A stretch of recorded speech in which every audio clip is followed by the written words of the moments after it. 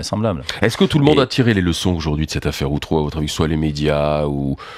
Je crois pas en croire la réaction d'un certain nombre de mes confrères, mais enfin c'est une petite clique, c'est une petite clique qui n'empêche pas, qui a essayé de mettre le film sous été noir en téléphone à toutes les rédactions. Je vous remercie de vous recevoir.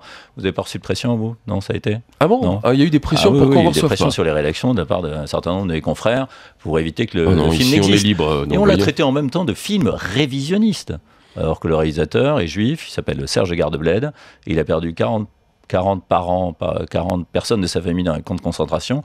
Donc je trouve que le terme révisionniste... Et qui fait pression dans ces cas-là sur la rédaction?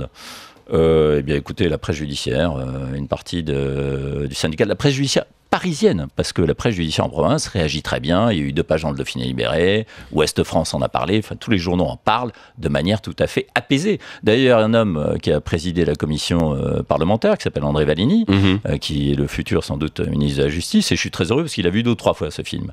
Et il dit c'est excellent sur le fond et dérangeant sur la forme. Voilà.